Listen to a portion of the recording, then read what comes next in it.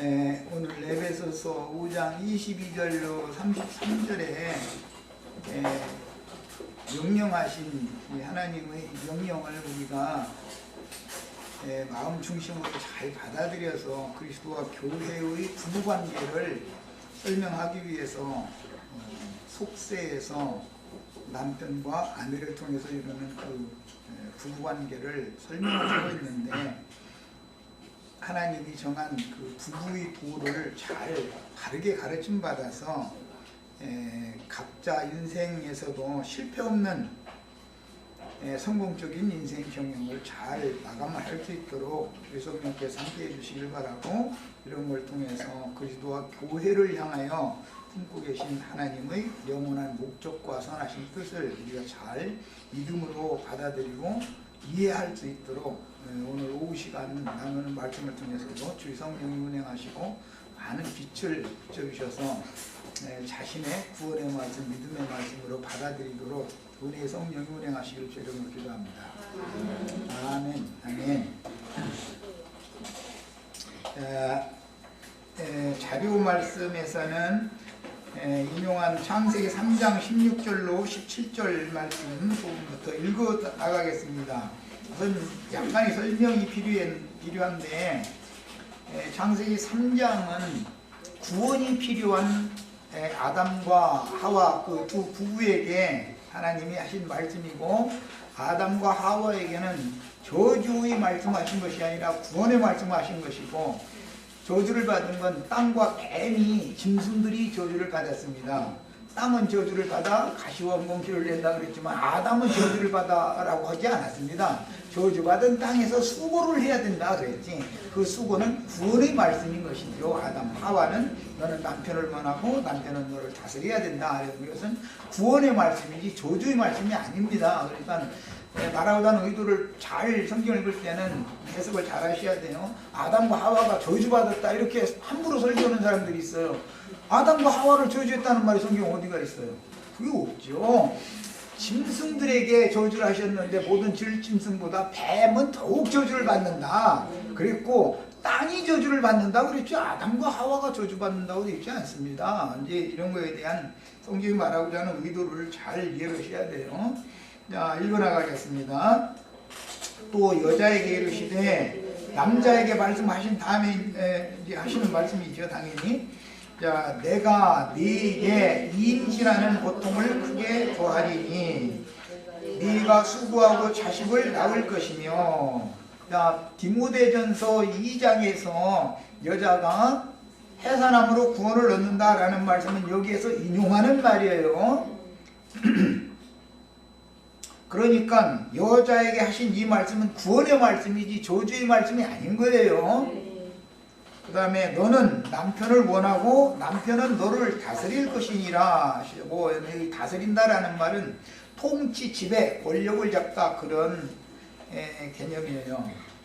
그 다음에 아담에게 이르시되, 네가 네 아내의 말을 듣고 내가 네게 먹지 말라 한 나무 열매를 먹었은즉 너는, 땅은 너로 말미암아 저주를 받고, 아담이 살아야 되는, 부부와 함께 그 가정을 이루고 살아야 되는 땅이 저주를 받는 얘기를 하신 거예요. 사람이 저주를, 하나님은 절대 사람을 저주하지 않습니다. 땅은 너를 저주받고 너는 네 평생에 수고하여야 그 수산을 먹으리라. 이 말씀은 아담의 구원을 위하여 주신 말씀이지 저주의 말씀이 아니다. 이걸 꼭 구분을 잘 하셔야 됩니다.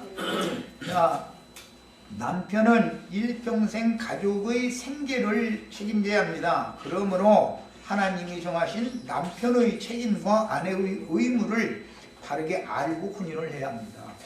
자, 주님께서 말씀의 물로 씻어서 거룩하고 흠이 없는 배필로 주 앞에, 주인 아래 세우게 영광스러운 교회를 세우려는 것이 하나님이 교회를 사랑하시는 목적이었다라는 건 이미 말씀을 드렸어요.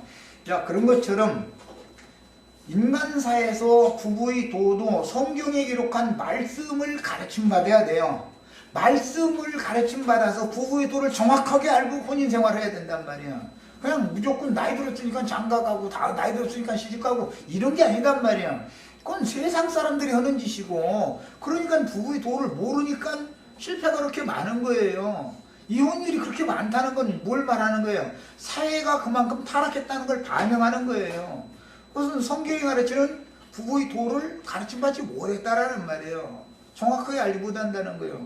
그러면 혼인할 자격이 없는 거죠. 자, 본문에서 이제 머리와 몸 얘기가 이제 에베소서 골로새서의 그 굉장히 중요하게 다루는 내용인데, 머리라는 이 용어는 국가나 사회의 으뜸인 지도자나 통치자의 권위를 의미하는 용어다. 이미 아까 말씀드렸었죠? 가정에서 머리는 남편, 사회에서 머리는 장로, 나라에서 머리는 왕이에요. 대한민국의 머리는 청와대에 앉아 계신 분이죠. 그런 거예요. 그 다음에 그리스도께서 교회의 머리로서 교회를 다스리고 인도하시는 것처럼 각 가정에서 남편이 아내에 대해 가장으로서의 권위를 가지고, 머리니까 당연히 그 권위가 주어진 거예요. 하늘이 준 거예요. 자기 가정을 책임지고 다스리게 하신 것이 하나님이 정하신 생명의 질서입니다. 구원의 말씀 중에 아담의 아내인 하와는 너는 남편을 원하고 남편은 너를 다스릴 것이니라 이 말씀이 저주가 아니라 이것은 구원의 말이다 이거예요. 여자는 이것을 지켜야만 구원받는단 말이에요. 그 대신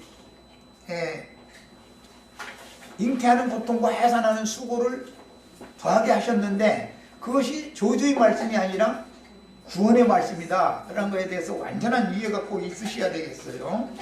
그 다음에 그가 친히 몸을 구주시니라 에베소서에서 머리와 몸을 말할 때 머리는 몸의 구주다라고 설명을 했어요. 구원의 주님이다 라는 뜻이죠. 너는 가정에서는 남편이 아내의 주인이다 라고 이미 설명했어요. 자, 본절은 그리스도께서 교회를 구속하기 위해 한 몸을 제물로 버린 것을 근거로 완전한 헌신이 근거가 된 거예요. 아내를 값주고 산 아내의 주인이 될 수 있는 근거는 자신의 몸을 버림으로 헌신한 거예요. 그게 진리의 사랑이단 말이에요. 아가파테 사랑이라고 하는 걸, 그런 사랑을 말하는 거예요. 그러니까 가정에서도 마찬가지로 이제 아내가 남편을 사랑할 때, 복종할 때, 그리스도께 복종할 때, 그것은 교회의 의무였었던 것처럼 남편은, 그리스도는 교회에게 마땅히 이렇게 존경을 받고 순종을 하도록 지배권을 다스리는 그런 지배권을 가지려면 교회를 위하여 자신의 모든 것을 바쳐서 헌신을 하는 거예요. 그것 때문에 지배권을 갖는 거예요. 다스린다라고 이 용어는 마샬이라고, 이것은 무슨 공급하고 그런 뜻이 아니고 지배권을 갖는다 그런 뜻이에요. 이게 이제 바실리아라고 하는 그 신약 성경의 왕권이라고 하는 말씀이 여기에서 나오는 거예요. 다스리는 권위가 있다 이런 말이에요. 자, 그래서 속세의 가정에서도 남편이 머리의 지위를 가지려면 당연히 아내를 위해서 자신의 모든 것을 희생할 때만 아담에게 주신 말씀을 지켜야 된다 이거예요. 너는 종신토록 저주받은 땅에서 수고하고 땀을 흘려야 먹을 것을 얻는다. 남편은 밖에 나가서 먹을 것을 물어와야 되는 거예요. 죽는 날까지. 아내는 그거 물어다 주면 불평하지 말고, 조금 갖고 왔다고 하지 말고, 그것밖에 못 벌었으면 그거 감사함으로 받아서 지혜롭게 생활을 잘 해나가야 되는 것이죠. 물론 이제 너무 모자라면 아내도 파타임으로 일할 수는 있겠죠. 너무 모자라면 어떻게 해요? 생계유지도 안 되면 남편이 버는 것이 너무 안 되면 더 협력해서 해야 되죠. 그러나 기본적으로 원칙을 알고서 혼인을 해야 된다. 그 다음에 자신의 모든 것을 희생할 때만 마땅히 존중해야 할 머리로 인정을 받기 때문입니다. 그러나 교회가 그리스도에게 하듯 아내들도 범사의 그 남편에게 복종하라 그랬어요. 그러니까 교회가 그리스도께 복종하는 것처럼 속세의 가정에서도 아내는 남편에게 복종해야 돼요. 그런데 교회에게 그런 존경과 복종을 명하실 수 있는 그 권위는 세상에서 위에 있는 권세자가 천민들을 찍어 누르는 그런 권세를 말하는 게 아니다. 이것은 위에 있는 자일수록 헌신을 하는 것이죠.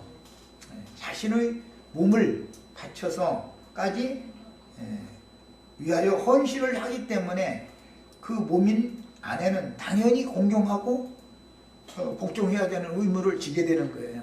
이것이 이제 생명관계다 그래요. 이런 거 보고 생명 안에서 왕노릇하리로다 이제 로마서 5장에 이렇게 표현을 했는데, 그것은 무슨 세상의 어떤 그 힘 있는 자와 약한 자의 그런 두종 관계에서는 위에 있는 자가 찍어 누르는 그런 관계를 말하는 게 아니다. 이거 다스린다라고 말할 때 이것은 생명으로 다스리는 서로 관계, 생명으로 복종하는 관계이기 때문에 이것은 복종이라는 것을 반드시 이것을 자원이라는 것이 꼭 따르는 거예요.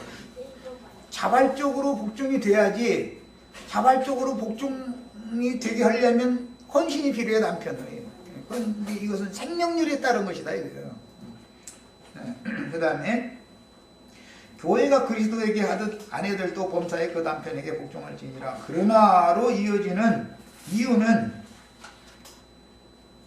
몸의 구주이신 주님은 하늘이 정한 머리의 지위요 권위를 가진 분이지만, 그러나라는 건 부정사잖아요. 말하고자 하는 의도가 자신을 낮추고 모든 것을 바쳐서 머리라고 해서 찍어 누르는 그런 게 아니고, 그 말이요. 그러나라고 말씀을 이렇게 있는 거는 자신을 낮추고 모든 것을 바쳐서 헌신하여 교회를 아내로 취하신 것은 아내인 교회가 주님을 주장하고 지배하거나 속세의 공주처럼 섬김만 받으라고 하는 그런 뜻이 아니다. 남편이 또 잘해주면 또 아내는 분수 써가지고 공주병 걸려가지고 이러면 이것도 또 문제지요. 그러니까 그런 뜻이 아니다 이게 지금. 그러나라고 하는 남편과 아내의 관계를 말해놓고 나서 그러나라는 건 반의 어법이잖아요 지금. 생명 안에서 남편을 존중하고 복종하게 하려고 주님께서 자신을 낮추신 상태를 말한다 이거예요. 자신을. 그럼 남편이 위해서 세상의 그 권력 가진 자가 천민들을, 서민들을 찍어 누르는 그런 권력이 아니다 이거예요. 생명의 권위라는 거는 말로 마땅히 설명하기가 참 어렵지만, 남편이 아내와 가정을 위해서 모든 것을 바쳐서 헌신하는 것이 권위다 이게 사실은 그게 권위인 것이죠. 그게 능력이죠. 이게 이제 자기 가정 하나 누구 다스린다 그러면은 그럼 무슨 뜻이요? 남편이 책무를 다하지 않았다라는 말과 같은 뜻인 거예요. 그러니까 결국은 자기 가정을 잘 다스린다라는 것은 생명으로 다스리는 걸 말하는 것이 찍어 누르는 걸 말하는 게 아니다. 그래요. 그래서 바울은 앞절에서 남편이 아내를 위해 자신의 모든 것을 바쳐서 희생할 때 몸의 지위인 아내에 대하여 머리의 지위를 가질 수 있음을 전제로 본문에서는 자신을 위해 모든 것을 희생하는 남편에게 아내가 마땅히 지켜야 할 의무에 대해서 강조하고 있습니다. 상호성이 있는 거예요. 부부니까. 그 부부는 다 인격체잖아. 이게 무슨 기계가 아니고. 그 다음에 복종할지니라라는 것은 그 두 단어가 합성된 거다. 후포, 그 다음에 다소 이게 합성된 단어다라는 거 말씀드렸어요. 그 다음에 남편들아 아내 사랑하기를 그리스도께서 교회를 사랑하시고 위하여 자신을 주신 것 같이 하라.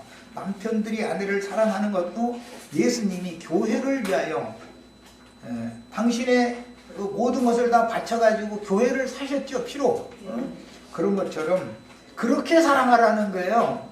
막 그 육신적으로 막 당신 사랑해 막 이렇게 뭐 또 그것도 하지 말라고 그러느냐고 또 이렇게 따지지 말고 그거 하세요. 그런데 그 사랑에 너무 빠지면 나중에 내가 당신을 어떻게 사랑했는데 당신이 오늘날 이렇게 나오느냐 이렇게 되기 때문에 그거는 잘 구분을 잘 하셔야 돼. 아무것도 그야말로 묻지 말고 헌신하는 사랑을 말한 거예요. 그리스도가 교회를 사랑했다는 그런 사랑을 아가파우라고 그러는 거예요. 이게 진실한 사랑이다, 세상의 참사랑이다 그러죠. 그런 남편들은 아내를 진리 안에서 진실한 사랑하는 것을 당연히 또 배우셔야 돼.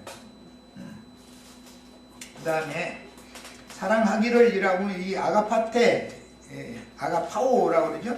이런 용어는 남편의 아내에 대한 사랑은 그리스도의 사랑을 반영하는 사랑이므로 하나님의 사랑이 마음에 부어진 사람이나 아가파테 사랑을 할 수 있으며 이런 사랑은 진리 안에서의 사랑이요 그리스도 예수 안에서의 사랑이므로 속세의 육적인 사랑과는 대조되는 희생적인 사랑이요 가장 깨끗하고 진실한 사랑입니다. 세상의 부부도 이렇게 사랑을 해야 된다는 거예요. 남편이 아내를 사랑할 때 또 아내가 남편을 공경함으로 존경함으로 복종을 하는 것도 생명으로 복종을 해야 되는 거. 그러니까 거기에서는 자원이라는 말이 당연히 그래서 복종이라는 말이 나올 때는 자원이라는 말이 따르는 거예요. 강요에 의해서 하는 그런 그 복종은 그것은 굴복하는 것이죠. 그런 것과는 구분이 되는 용어다. 성경이 가르치면 이걸 말씀드린 거예요. 남편의 아내에 대한 사랑은 자신의 모든 것을 바쳐서 아내와 가족을 위해 헌신하는 사랑이며 아내와 가족을 위해 헌신하는 사랑인 아가파테 사랑, 이걸 이제 참사랑이라고 흔히 그러죠. 진리의 사랑이다 그런 말이에요. 진실한 사랑은 창세기 3장 6절에서 남편은 아내를 다스리라 라고 명하신 말씀을 현실 속에서 이루는 수단이다. 남편을 다스리라는 말은 남편을 사랑해라 라는 말과 같은 뜻이에요 사실은. 그런데 세상적인 사랑이 아니라 그리스도께서 교회를 위하여 자신의 모든 것을 헌신해서 바친 것과 같은 그런 사랑으로 사랑을 하면 그게 남편은 너를 다스릴 것이니라 라는 말씀이 현실에서 이루어질 수 있는 것이다 라는 말이에요. 다스린다는 건 사랑으로 다스리는 것이죠. 알고 보면. 그런 뜻이에요. 남편은 헌신으로 아가파테 사랑을 지키고 아내는 남편을 존중함으로 순종하는 것이 하늘이 정하신 부부의 도리이며 이게 부부의 도예요. 이걸 알고 살아야 돼. 적어도 사람이면 짐승 같지 않고. 우리는 또 세상 사람이 아니잖아요. 자식들은 자신들을 위해서 모든 것을 책임져 주시는 부모님께 효도를 다하는 것이 하늘의 복을 받는 수단이니 이것이 하늘이 정하신 가정의 질서요 교회 생활에 대한 표상이 되는 것이다. 가정사가 성공적이다는 건 교회 생활을 그만큼 성공적으로 잘 할 수 있는 사람이다 라는 뜻이에요. 그런데 교회에서 이런 걸 가르치지 않기 때문에 세상사의 풍조에 따라서 가르치는 거예요. 남녀평등 뭐 이거나 자꾸 주장하고. 남녀평등이에요. 좋은 얘기예요. 좋은 얘기인데 남편 된 자는 아내와 자기 가정을 위해서 헌신하는 거예요. 헌신함으로 사랑하는 거예요. 자기 모든 것을 다 바치는 거예요. 그러면 아내는 남편을 공경하고 남편에게 순종하는 거예요. 그런 부모 밑에서 자란 아이들은 효도하게 돼 있어요. 효도하지 않는 놈은 공부 잘하는 것만 너무 좋아하시지 마세요. 불효하는 놈은 우리나라 어른들 말씀에 싹부터 알아본다 그러잖아요. 싹부터. 그러니까 어릴 때 잘 기르셔야 돼. 어릴 때 부모는 자식 교육을 잘 시켜 놓으셔야 돼. 너무 웅냥웅냥하게 떠받들어 놓으면은 공주병 걸려. 저 아들은 왕자병 걸리고, 왕자병, 공주병 걸리면 이건 나중에 그대로 굳어지면 못 고치는 거, 이거는. 나이 먹어져 버리면은. 그런 아이들은 결혼 생활도 평탄하게 못 해나간다 이거예요. 배려심이 없기 때문에. 자꾸 저만 이게 떠받들어 달라고 하는 그런 사람은 어떻게 결혼 생활을 성공하겠어요. 지 가정도 어머니 끌어나가는 이 부모를 어떻게 돌봐, 늙은 부모를. 그 말도 안 되는 거잖아요. 그러니까 이런 걸 통해서 인생사도 배워야 돼. 인생의 성공이 곧 교회 생활의 성경과도 이게 당연히 관련이 있습니다. 성경에서 남편은 헌신의 바탕을 둔 아가파테 사랑으로 아내를 다스리고, 사랑으로 다스리는 걸 말한 거예요. 실제로는 주님이 교회를 다스린다는 건 그분이 사랑으로 다스리는 거예요. 실제로는 뭐 주님 무슨 힘으로 막 찍어 누르고 그렇게 다스리는 게 아니에요. 물론 그런 면도 있어요. 또 아주 없는 건 아니에요. 지배권을 갖는 거기 때문에 그거는 치리의 방면이 있어요. 말 안 들으면 치리해야죠. 당연히. 아내를 다스리고 아내는 남편을 존중함으로 순종하라는 명령은 속세에서 상관과 부하의 상명하복 관계나, 원래 이 복종이라는 이 단어는 원래 여기에서 따온 단어예요. 실제로는 원래는 그 단어가 원래 나오기는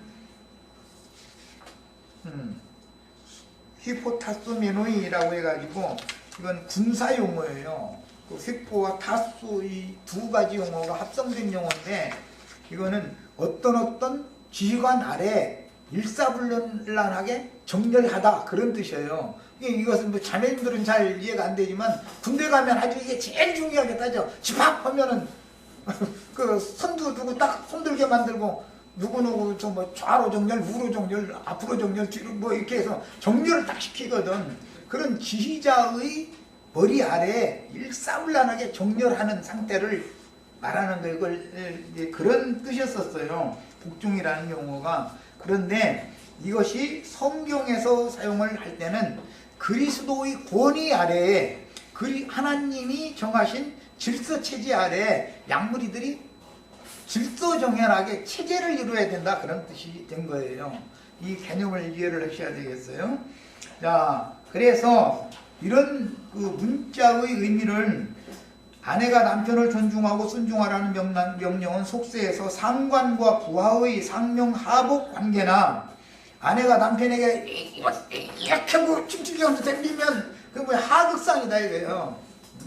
하극상이 뭔 말인지 아시죠? 계급이 더 높은 분에게 낮은 자가 총 들고 딱 가서 너 내 말 안 들으면 너 쏴버려? 이렇게 하는 거 보고 하극상이라고 그래요. 우리나라 전 아무개라는 뭐 분이 그랬, 분이라고 까질 거 놓고 그 사람이 그랬다는 거 아니에요, 이렇게. 그런데도 지가 잘했다고. 그게 이 나라가 세상 말로 말하자면 개판이야, 완전히. 그러고도 큰 소리 치고. 뭐 23만 원이 얼마밖에 없다고 했다는데 어떻게 여태 그만 원이가 언제인데 뭐 먹고 사나 모르게. 참 제주도는 용이야. 그런데 그런 거에 대해서는 목숨을 걸고 항거를 해야 되는 것이거든, 국민들이. 이건 아니다 하고. 그런데 그 사람들과 이게 위에 있는 사람들끼리 통화하니까 입 다물어, 그 말하면 이거 가만 안 놔두면 틱틱이 보다. 이거는 아닌 거죠. 세상 나라가 이만큼 다 모든 게 다 불의불법으로 이게 굴러가는 거예요. 그래서 이 진리에 밝고 하나님의 의를 세우는 말씀을 전하는 종들을 이 세상 권세자들이 제일 싫어하는 거예요. 제일 싫어하는 거. 그런데 정치 지도자들에게, 종교 지도자들이 가서 절에 가면 빌붙어 버리잖아, 오히려. 그러니까 아주 판쳐. 우리가 보면 이건 아닌데도 그 사람들 세계에서는 그게 너무 모르니까 자기네들끼리는 또. 그 이제 시간이 지나고 힘없는 사람들 찍어 누르는 것이 습관이 되면 그것이 너무 당연한 것이 되어버리는 거거든. 왜 이러느냐고 대들면 그 몇 사람 뽐때로 잡아다가 손 좀 보면은 해결이 되니까 이제 또 그다음부터는 한 번 딱 이 질서 체제가 그렇게 잘못된 체제가 딱 세워지고 나면 한 번 하는 몇 사람만 대표로 딱 잡아다가 신문에 계속 떠들고 나서 어서 가서 손 좀 봐주고 나면은 나머지 국민들은 계속 이러면서 그냥 이러는 거거든. 이게 세상 나라랑은 늘 그렇게 굴러가는 거예요. 그래서 세상 나라에서 세상에서 의를 찾으려고 일어나는 것은 하나님의 뜻이 아니에요. 세상에서는 의가 이루어질 수가 없어요. 그러기로 말하면은 예수님 때에도 그런 열심당이라는 사람들이 있었었어. 혁명을 일으켜가지고 막 폭력적인 방법으로라도 이 말이야 부당한 말이야 이거 말이야 없애야 된다 말이야 거꾸로 들이고 말이야 해야 된다 이러는데 예수님은 그런 거 가르치는 게 아니에요. 그게 되지도 않는 놈이래요. 그게 세상 나라는 그렇게 어차피 부당하니까 너희는 세상에서 나와라 그 얘기지. 그 다음에 각 가정에서 남편의 헌신과 아내의 순종을 명하신 것은 하나님의 비밀인 그리스도와 그리스도의 몸인 교회의 관계를 보여주며 생명의 다스림과 존경으로 세워지는 질서체제인 그리스도의 왕국과 왕권인 바실레아라고 하는 것은 그 국으로도 번역이 됐지만 권이단 말이야. 다스리는 권위 그런 뜻입니다. 그 의미가 뭔가를 잘 가르쳐줍니다. 이게 생명 안에서 왕노로 산다. 이게 왕권이 성경이 말하는 바실레아라는 이 의미를 잘 이해하시기 바라요. 자, 그 다음에 26절 이하에 이는 곧 물로 씻어 말씀으로 깨끗하게 하사 거룩하게 하시고 교회만 그러는 것이 아니라 속세에서 구원의 도도 부부의 도도 말씀을 가르침 받아도 바르게 남편 될지 하든 아내 될지 하든 말씀을 가르침 받아서 말씀으로 세상 생각을 씻어내야 돼. 세상의 부부 남편이가 힘으로 막 어떻게 하면 되는 것 같고 남편은 막 멋대로 해도 되고 아내 보고만 더 강요하고 이런 것도 안 되지만 남편은 평생을 죽어라고 군말 없이 나가서 일하고 순하더구나 쉬고 싶어도 쉬지도 못하고 개 끌려나가도 헐 수 없이 끌려나가도 그렇고 오고 다니는데 아내는 남편이 벌어다 주는 돈 가지고 괜히 저 커피 15,000원짜리 20,000원짜리 마시러 전화해가지고 막 무슨 호텔에서 두고 친구들 만나자고 오고 앉았고 뭐 이런 짓을 하고 있으면 안 된다 이거요. 그게 그래서 되겠냔 말이야. 이건 인간이 도덕적으로 봐도 안 맞는 말이잖아요. 벌써 부부의 도를 잘 원래 가르침을 받아야 돼. 그래서 이제 그 회복력은 이 말씀을 아주 번역을 잘 해놨는데 이것은 곧 그리스도께서 말씀 안에 있는 씻는 물로 교회를 깨끗이 하여 거룩하게 하시려는 것이다. 자, 그랬는데 가정사에서도 부부의 도도 하나님의 말씀으로 거룩함을 받아야 된다 이거예요. 세상 사고를 다 씻어내야 돼. 세상의 예대로 교회의 세상의 부부 생활과 교회 생활에 들어온 분들의 부부 생활은 완전히 다 말씀과 같이 딱 바꿔져 버려야 돼. 말씀으로. 말씀 가르침 받는 날 이렇게 중요한 거예요. 부부의 도도 몰라가면서 부부 생활하면 안 돼요. 그래서 자, 히브리서 10장 22절 우리가 마음에 뿌림을 받아 악한 양심으로부터 벗어나고 몸은 맑은 물로 씻음을 받았으니 참마음과 온전한 믿음으로 하나님께 나아가자 그랬어요. 이게 말씀의 물로 씻음 받는 얘기라는 것은 교회 생활에서는 부부의 도에 관한 것도 정확하게 말씀을 가르침 받아서 부부 생활도 이제는 가정 생활도 완전히 하나님이 명령하신 그 가정 생활을 바꿔주셔야 되는 거예요. 자, 그 다음에 그리스도께서 자신을 희생하셔서 교회를 깨끗하게 하시고 거룩하게 하신 목적은 교회를 그리스도 자신의 신부로 맞이하기 위함인데 말씀의 물로 씻어 깨끗하게 한다는 뜻은 모든 거짓 교리들로부터 이것은 세상 이야기들이죠. 뭐 세상의 흐름, 세상의 조류 이런 것들로부터 정결하게 한다는 뜻이므로 말씀의 물은 곧 진리의 영임을 알 수가 있는데 교회에게 명하신 부부의 도에 관한 말씀의 물로 깨끗함을 받아서 우리 형제 자매님들 이제 이후로는 정상적인 성경이 가르치는 부부가 되셔야 되겠어요. 지금까지는 부부가 뭔지도 모르고 그냥 짐승처럼 살았을 수도 있어요. 가르치는 사람이 없으면 뭐 그냥 세상의 규례에 따라 그냥 살다 죽는 거지 뭐. 그런데 성경이 가르치는 대로 바꿔주셔야 돼. 부부도 당연히 이렇게 바꿔주셔야 돼요. 그 다음에 바울은 아내에 대한 남편의 사랑, 이 아가파테 사랑을 참사랑이다, 진리의 사랑이다 그러죠. 이것을 또 자세히 설명하기 위해 그 예증으로 교회에 대한 그리스도의 사랑을 구체적으로 진술하려고 그리스도께서 십자가 위에서 자기를 희생하신 목적, 자기 이 몸을 헌신으로 다 버렸다. 이것을 지시했는데 주님의 사랑은 복음을 믿는 신자들을 말씀의 물로 깨끗하게 하사 거룩하게 하시는 진리의 사랑을 말하는 것이다. 그래서 이건 이 아가파오 사랑이라 하는 것은 진리의 사랑이다 이렇게 표현하는 거예요. 남편의 희생적인 사랑을 받은 아내들은 자신을 깨끗하고 거룩하게 지켜서 복종하는 것이니, 이제 아내의 그 생명은 순결을 지키는 거죠.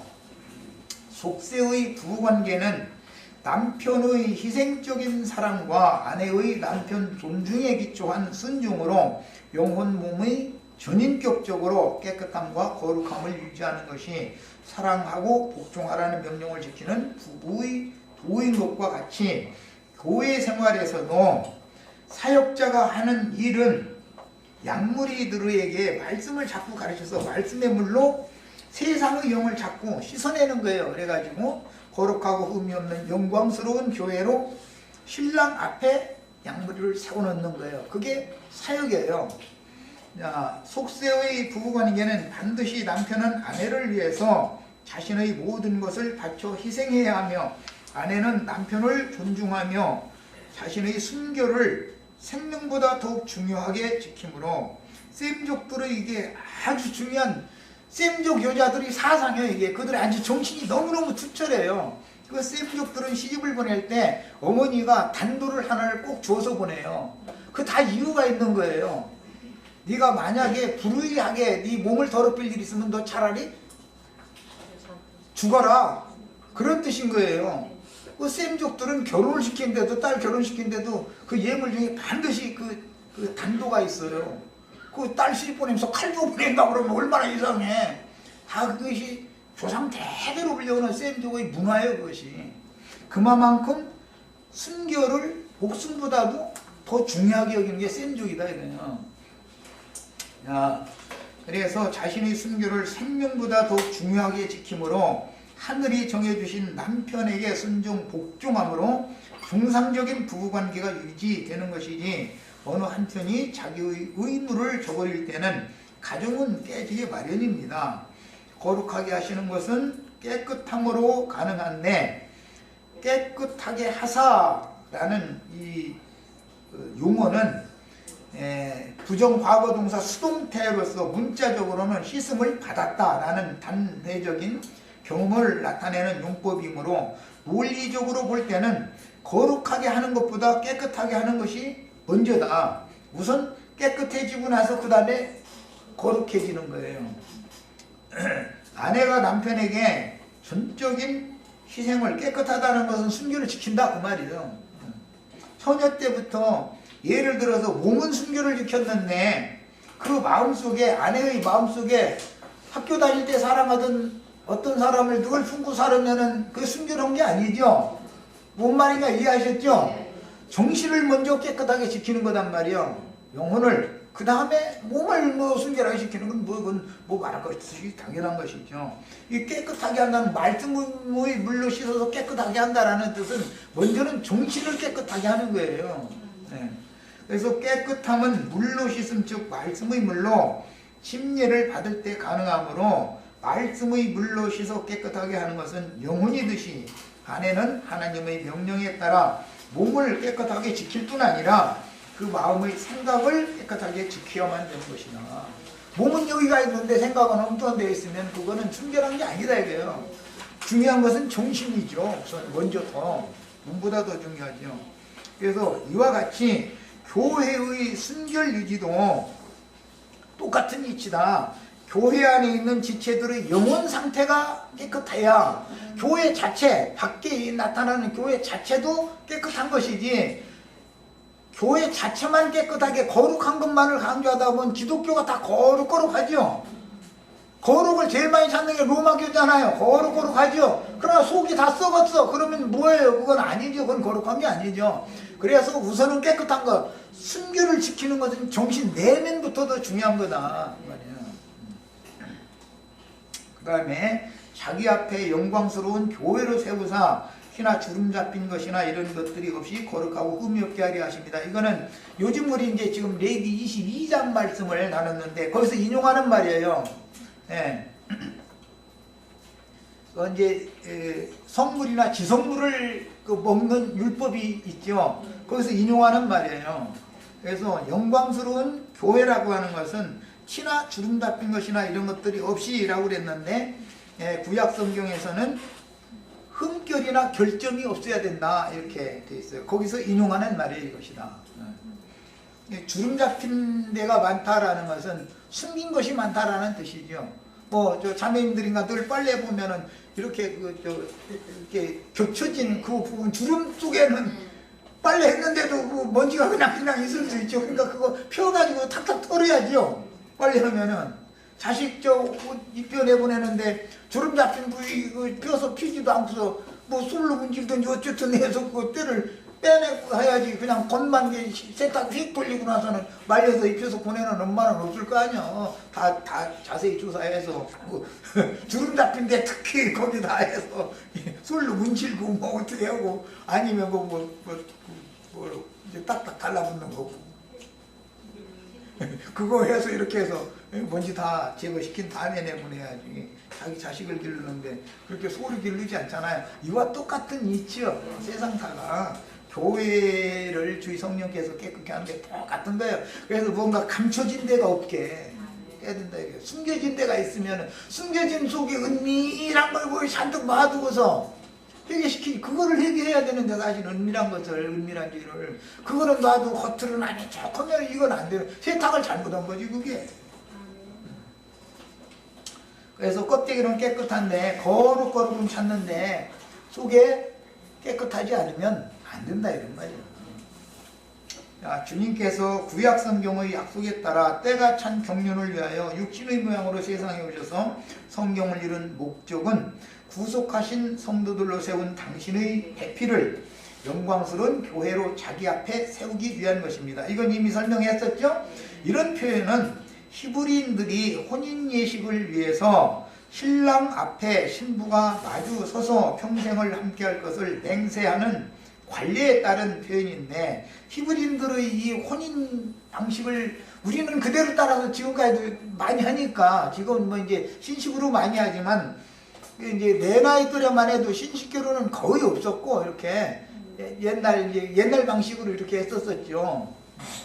그게 쌤족의 문화다 이거예요. 그렇게 하는 목적을 알아야 돼. 그 의미가 굉장히 깊은 거예요. 그러니까 이게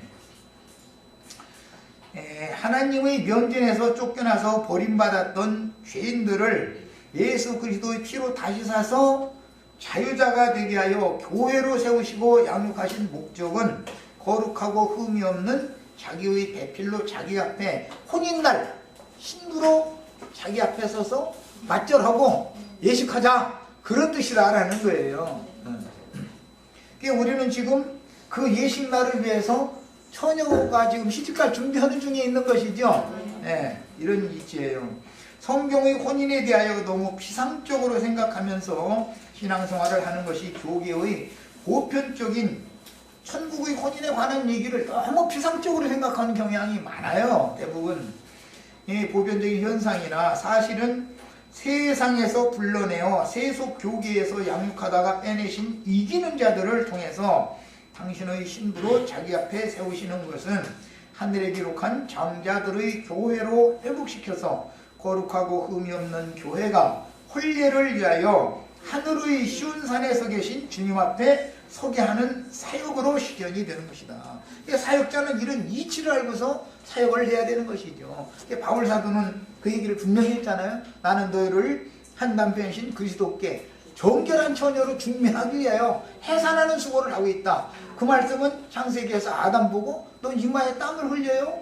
먹을 것을 구할 수 있다. 거기 수고라는 말이 거기서 인용한 거예요. 그런데 여자에게도 적용을 했기 때문에 여자는 해산하는 수고를 하라는 말씀이 있기 때문에 바울 사도의 사역의 두 가지 말을 다 이게 혼용해서 사용을 한 것이라는 걸 알 수가 있잖아요. 자, 그러므로 그만큼 해산하는 것은 나는 애 낳아보지도 않았으면서 아는 체 없는 그런데 아주 저희는 여자로서는 제일 이제 힘드는 게 고통 순간이기 때문에 해산수고를 이렇게 염두에 두고 이제 표현을 한 거죠. 그 다음에 그러므로 우리는 하늘의 장자교회로 그런 걸 보면 남편은 아내한테 참 감사할 일이 많아고 보면은 남편 보고 애 낳으라겠어 막 애가 포기해 그래버리고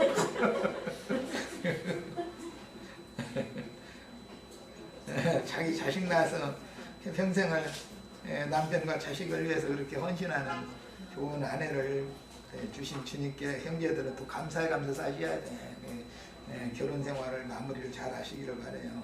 그 다음에 그 영께서 교회들에게 회개를 촉구하는 말씀을 실현하여 모든 진리 가운데로 인도를 받는 상태이니 주님의 신부 자격을 갖추는 교회 생활은 곧 거룩하고 흠이 없는 영광스러운 교회로 하늘의 시온산에 서 계신 주님 앞에 신부로 세움을 받는 것과 동일한 것이다. 이건 이미 뭐 성경에 인용한 구절 다 읽지 않아도 다 아시겠죠? 히브리서 12장 22절로 24절에는 너희가 이룬 것은 하늘의 시온산에 이르렀다 그랬고, 계시록 14장 1절 5절에는 어린 양이 시온산에 서 있는 상태. 신랑은 미리 지금 입장해서 등장해가지고 이제 혼인날을 기다리고 있는 거예요. 근데 신부가 아직 준비가 안 돼가지고 계시록 19장이 아직 안 이르러서 계시록 19장이 되면은 어린 양의 혼인 기약이 이르렀고 신부가 자기를 준비하였으니 그때 같으면 그게 첫째 부활의 때다 이거예요. 첫째 부활. 이방의 충만한 수가 차고 첫째 부활로 일어날 자들이 그리스도 심판 때를 통과해서 첫째 부활로 일어난 자들과만 혼인을 한다 그런 말이에요. 천년이 지난 다음에 심판의 부활로 일어날 자들과는 혼인을 하지 않는 것이죠. 말하자면.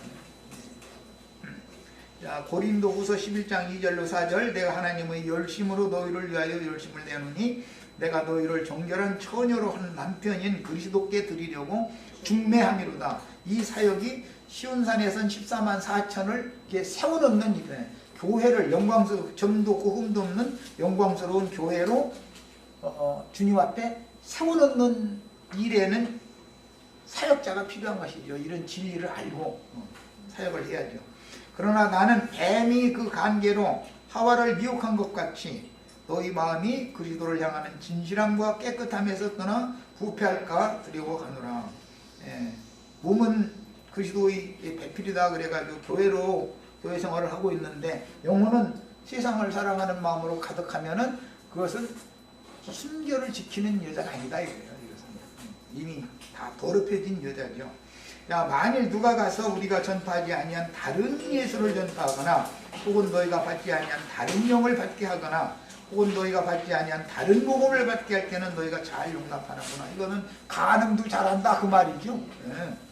그 영과 신부의 말씀으로 사역하는 종들은 교회를 무양하여 신부 자격을 갖춘 정결한 처녀로 혼인 예식을 위해서 하늘의 시온산에 서 계신 주님 앞에 세우는 중매자들입니다. 본문의 세우사라는 이 용어는 신약성경에서 혼인날 혼례를 위해 준비된 즉 단장된 신부를 신랑 앞에 내세우는 사역입니다. 그래서 이런 경우를 일러서 자랑의 멸류관이라는 표현을 했어요. 사역자도 그 신부를 당당하게 신랑 앞에 세울 수 있을 때 사역자도 그 자랑의 멸류관을 쓰게 되는 것이고, 그 이제 신부도 자랑의 멸류관이 되는 것이죠. 자랑이 되는 것이죠. 주 앞에. 그 다음에 신랑이신 그리스도 앞에 세우심을 받는 신부인 영광스러운 교회는 영광이 충만한 하나님의 기업이며 하나님의 영광이 드러나서 모든 사람이 하나님의 영광을 알 수 있는 주님과 성도들의 거처인 신부성으로 완결됩니다. 여기까지 들어가게 하도록 하는 데는 교회에서 목회자가 어떻게 목회를 하느냐가 이게 굉장히 중요한 관건이다라는 거예요. 그 다음에 그리스도께서 하늘의 시온산에서 거룩하고 흠이 없는 영광스러운 교회를 신부로 맞이하는 때는 신부성이 오는 세상의 새 땅에 내려오기 직전에 완성되지만, 그러니까 마지막 나팔 생명의 부활 때, 그때 이제 그리스도 심판 때가 세워지는 거예요. 그리스도와 현세의 그리스도와 교회가 연합하여 한 영과 한 마음과 한 몸을 이루었으면 하나님의 경륜이 집행될 때에도 그대로 나타나는 것이다. 현세에 있는 일이 그대로 연장되는 것이죠. 이것은 그때 가서 갑자기 이렇게 되는 게 아니고, 그러므로 현세의 교회 생활이 어떤가의 문제는 곧 우리 각 사람이 사후에 음부낙원에서 주연할 것 생명의 부활을 기다리다가 일어나서 주 앞에 설 때 그대로 연장되게 돼 있다. 현세의 교회 생활이 이렇게 연장이 되는 거다. 그러므로 오늘 나는 세상 교계의 혼잡한 신앙생활을 하다가 생애를 마칠 것인지, 하늘의 장자교회 생활을 하다가 생애를 마칠 것인지의 문제가 오는 세상에서 상을 받을 것인지 아니면 저주에 가까운 흉벌을 받을 것인지를 확실하게 나누게 된다. 이것이 그리스도 심판 때는 현세에 이미 일단 현세에서 결정이 되는 것이다. 그 다음에 사후에 이제 실제적으로 그리스도 심판 때에서는 결정이 나는 것이죠. 현세의 신앙생활이 어떻게 하느냐에 이게 갈림이 된다 그 말이에요. 그 다음에 첫째 부활로 일어나 신부성에 들어갈지를 결정하는 것은 이방의 충만한 수가 차야 되고 순교자의 수가 채워져야 되는 거예요. 그때 금갈대 총량을 통과한다. 이렇게 신부성에는 성문에 금갈대를 가진 사람의 총량, 천사의 총량을 거친다 이랬죠. 그 통과를 해야 되는데 생명의 부활, 첫째 부활로 일어난 사람들이나 그게 통과가 되는 것이지, 첫째 부활로 일어나지 못한 사람은 거기를 절대 통과할 수 없다. 그런 뜻이에요. 시간이 다 돼서 여기까지서 마치겠습니다. 이제 성경이 말하는 부부의 도를 그리스도와 교회의 부부관계로 지금 그것을 설명하기 위해서 속세의 부부의 도를 예로 들어서 양면을 지금 말하고 있죠. 성경이. 그러니까 양면을 다 합당하게 받아들여서 성공적인 인생 다 사시고 신앙생활도 성공적으로 다 마치시길 바랍니다. 마칩니다.